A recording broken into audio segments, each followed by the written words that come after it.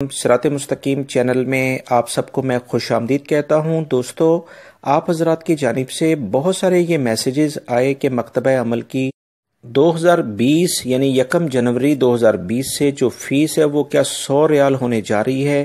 اس کی تفصیلات میں نے اکٹھی کر کے وہ آپ سے شیئر کرنے جا رہا ہوں، جو کہ مختلف ذرائع سے معلومات حاصل کی ہیں۔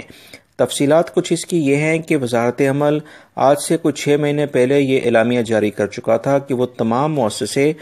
جو کہ پرانے مؤسسے ہیں، جن کو 5 سال سعودی عرب میں ہو گئے ہیں قائم ہوئے اور وہ انہوں نے اپنی جڑیں پکڑ لی ہیں، یعنی مضبوط ہو گئے ہیں، ان سے اب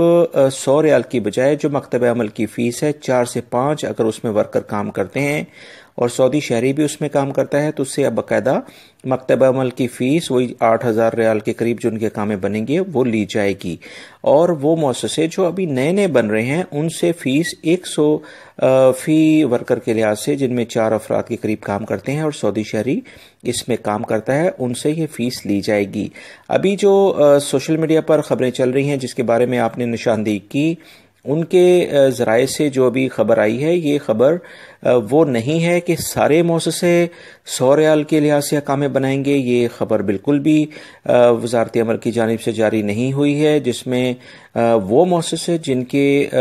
5 سال ابھی کمپلیٹ نہیں ہوئے ہیں، اور سعودی شہری تو ہر مؤسسے میں کام کرنا ضروری ہے۔ کوئی بھی غیر ملکی اگر مؤسسے کو ہینڈل کرتا ہے، یعنی اس میں بیٹھا ہوا ہے، تو وہ سراسر غیر قانونی ہے، اور یہ وزارت عمل کے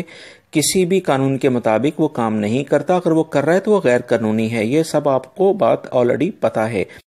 تازہ ترین خبریں جاننے کے لیے اور بہترین معلومات کے لیے آپ میرے چینل کو سبسکرائب کرنے کے ساتھ اس ویڈیوز کو بھی شیئر کر دیا کریں، تاکہ وہ لوگ جو کہ سوشل میڈیا پر چلنے والی کچھ خبروں کی وجہ سے